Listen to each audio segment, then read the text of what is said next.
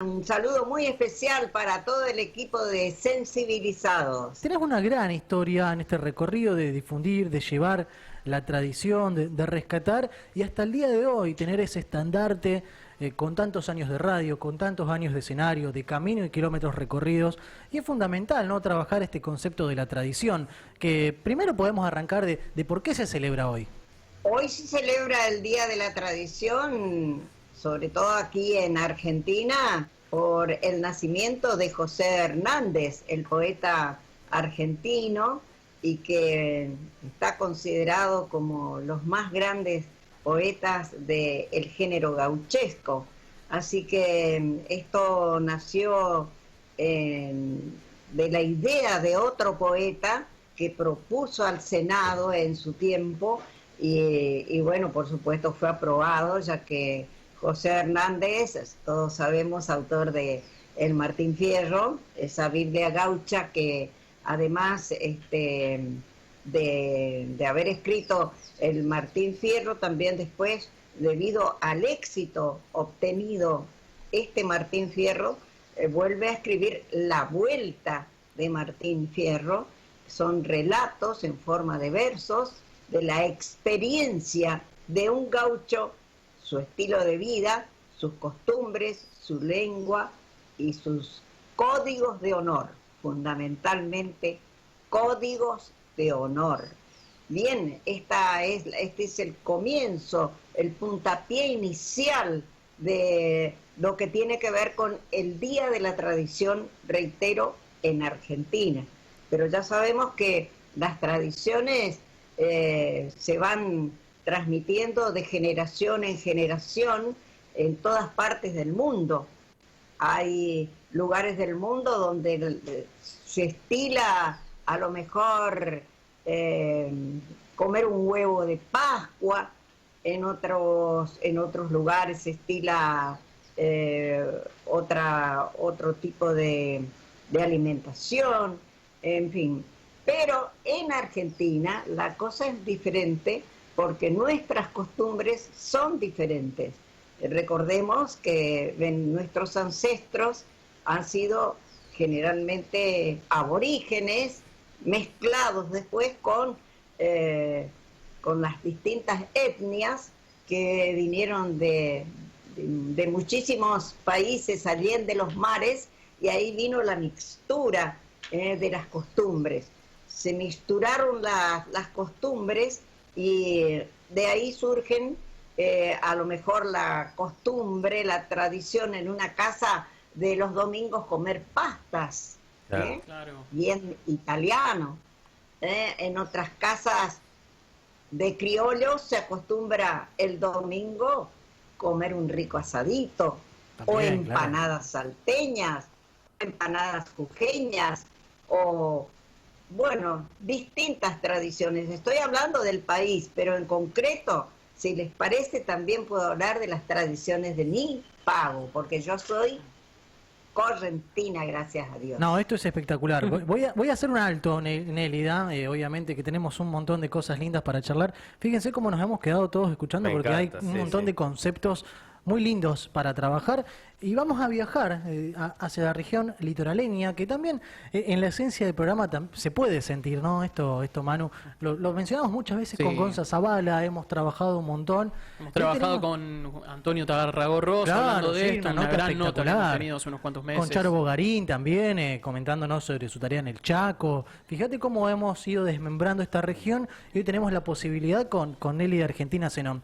Ahora sí, Nélida, vamos a viajar un poco a la región del litoral y hablar de las costumbres para conocer obviamente un poco más las costumbres propiamente dichas de esa zona. En la zona litoraleña, la tradición no solamente es necesario esperar que sea el 10 de noviembre para celebrar, porque en la zona litoraleña habitualmente se consume muchísimo el chipá de almidón, Ah, claro. que en Paraguay se la denomina la chipa, para los que por ahí sienten que alguien dice la chipa, no está mal dicho, porque se refieren a es la misma, es el chipá de almidón propio de los correntinos y de la gente del litoral. O sea que chipa y chipá es lo mismo. Claro, el famoso chipacito que tenemos acá. Claro. ¿Cómo? El famoso chipacito que conocemos acá, que lo podemos escuchar en las peatonales de Rosario, que se vende, bueno, la chipa en Paraguay y el chipá de almidón también en la zona litoraleña. Es la misma. Puede hacerse con distintas características, algunos bolitos muy pequeños, otros unos bollos un poco más grandes, algunos directamente como un panecillo, pero esto viene de una cultura que tiene que ver con la guaraní. No olvidemos que cuando Colón llegó a América y llegó a las costas del río Paraná, venía con su tripulación hambrienta y los guaraníes los recibieron muy bien, creyeron en ellos y les proporcionaron alimentos. Entre el alimento más sabroso que consideró Colón con su tribu fue el chipá. Mira, así que no sé qué época se viene acercando a nuestras generaciones el chipá o la chipa, tema que nos ocupa en este momento. Nélida, algo que mencionabas hace un rato, y es que sobre todo en la región litoraleña no hace falta esperar al 10 de noviembre para celebrar la tradición día a día, ¿no?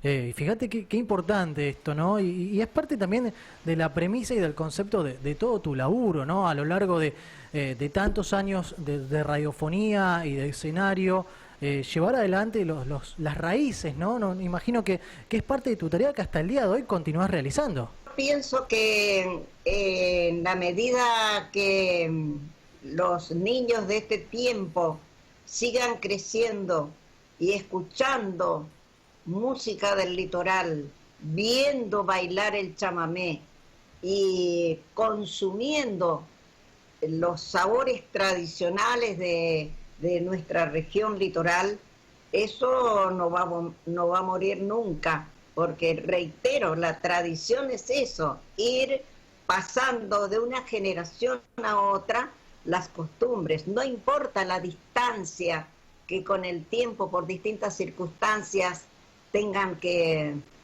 alejarnos de nuestra zona de origen.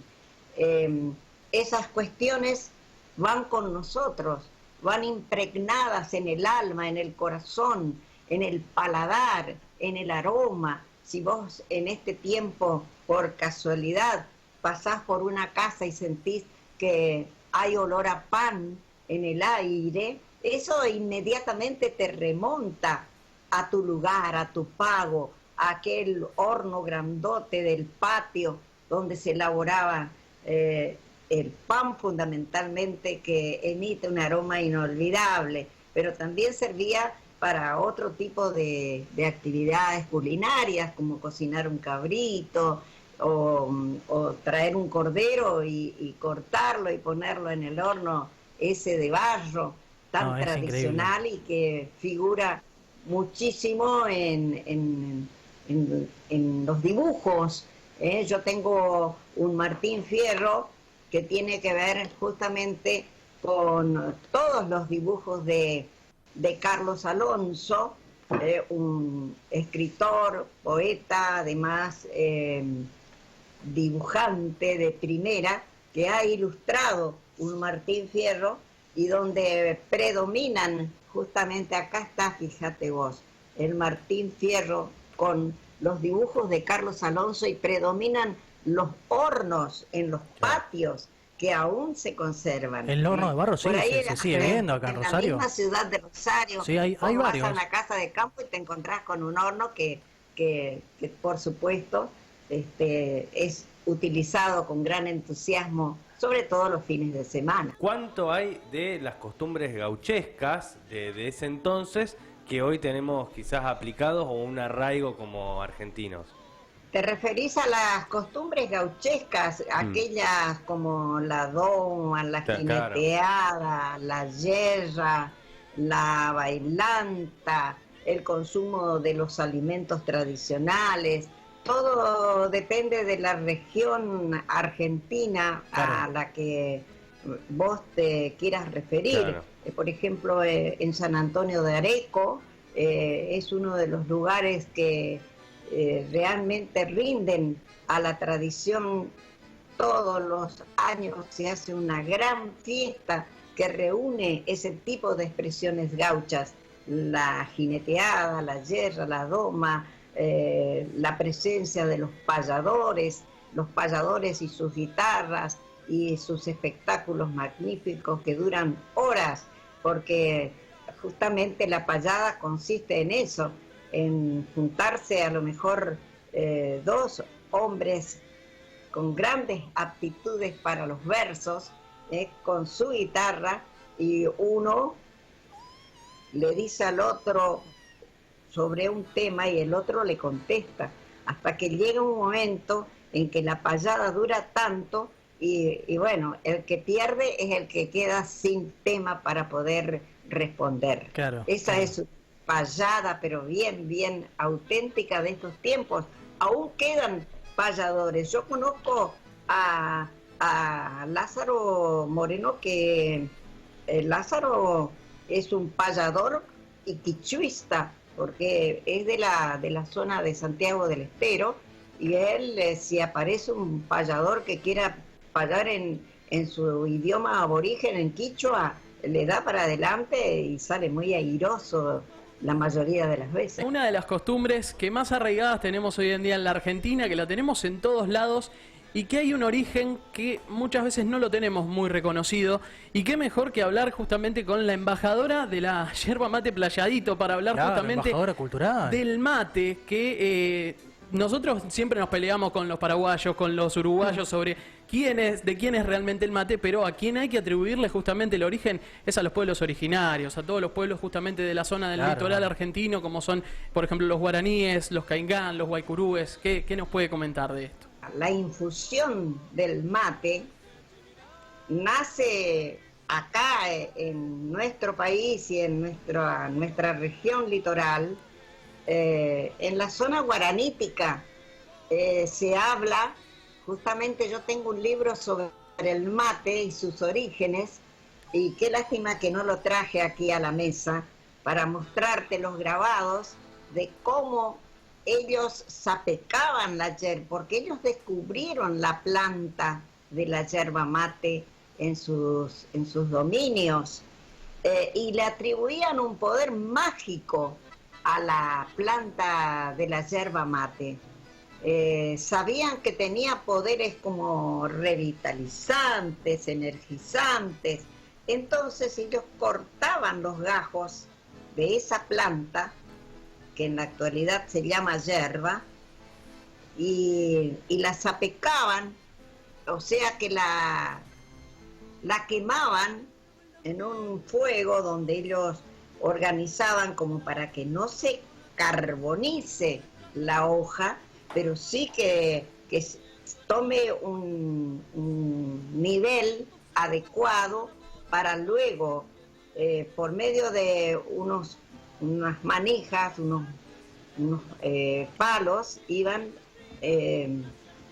tipo cañas, convirtiendo las hojas en yerba, en eso que nosotros actualmente conocemos como yerba, un morterito, que es picar la hoja.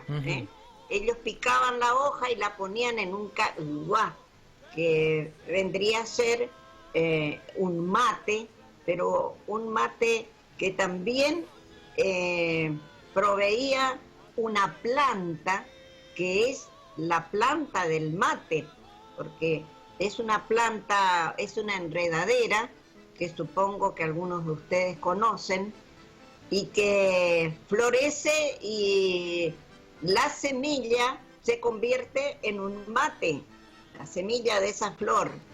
Se llama, algunas tribus aborígenes le denominaban yeruá. Por eso es que yo he compuesto un tema que se llama Puerto Yeruá, porque dicen que cuando los aborígenes llegaron a ese lugar de Entre Ríos, se encontraron que había grandes enredaderas con los mates de distintos tamaños. Y dijeron, cuando vieron esa maravilla, yeruá, yeruá. Bueno, ese yeruá, que es el mate, que nosotros sí conocemos, le sacaron la semilla y con una caña que tenía a manera de filtro un entretejido que ellos elaboraron, y poniendo eso que lograban de aquella planta misteriosa y mágica, y esas hojas que ellos sapecaron y quemaron al principio, agregándole agua, ellos tomaban en ruedas de horas y horas, y cuando daban por concluida esa reunión, se sentían todos muy felices, muy entusiasmados por bailar, por seguir con sus tareas.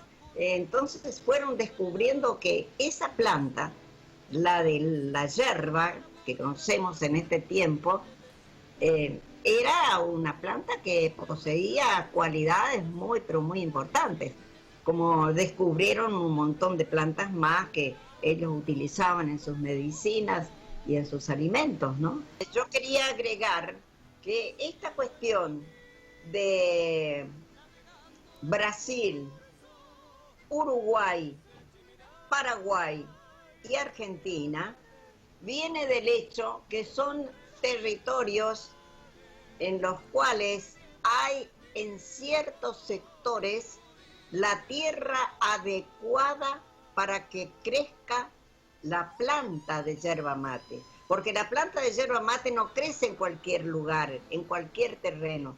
Tiene que ser una tierra muy especial que contenga los nutrientes necesarios para que ese árbol crezca.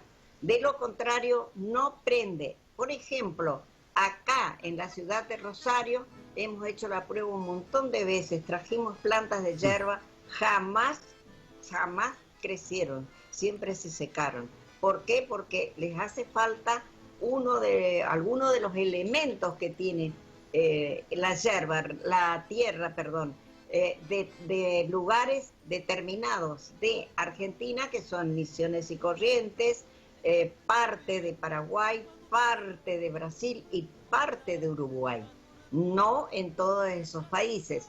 Hay sectores de esos países que sí tienen plantaciones enormes están los yerbales, sí. Y claro, los famosos yerbales, bueno. Eso quería aclarar. Pero que valga la aclaración, es fundamental. Porque cada país se adjudica como propio.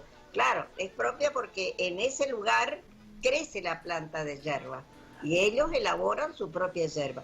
Cada yerba, te aclaro, cada yerba de cada país tiene un sabor diferente. Sí. ¿Por qué? Porque cada país tiene su sistema de elaboración, su tiempo de estacionamiento y su manera de preparar la hoja.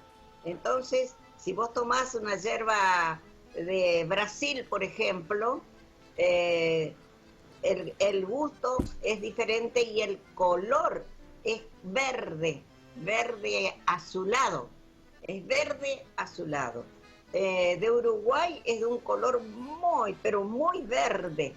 Y así sucesivamente. El mate que más se aproxima al mate argentino es el mate del Paraguay, donde también tuve el gusto de estar cantando y tomando algunos mates. Perfecto, mira qué lindo. Mates por ahí, por esos países. Qué bárbaro esta historia, Nélida. Vos sabés que es también para cortar esto y finalizar con la disputa que hay con el sur de Brasil, con los hermanos paraguayos, los hermanos uruguayos. Hay que entender que la delimitación de estos estados fue en la época de la colonia, pero previo a eso los pueblos originarios tenían sus usos, sus costumbres, y por eso también este día para revivir, revalidar también toda su historia y toda la historia de la República Argentina, de nuestra mixtura con los distintos pueblos que luego fueron llegando. Y yo antes de despedirme, quiero dejarles por lo menos un breve pasaje del Martín Fierro con algo a tener muy, pero muy en cuenta. Dice lo siguiente: ninguno me hable de penas porque yo penando vivo, y nadie se muestre altivo aunque en el estribo esté, que suele quedar de a pie el gaucho más advertido. Yo tradicionalmente me despido siempre de esta manera: chamigo cuera chea jama ayuarañan de yara hoy potaro. Lo he dicho en guaraní y más en este día de la tradición. Gracias.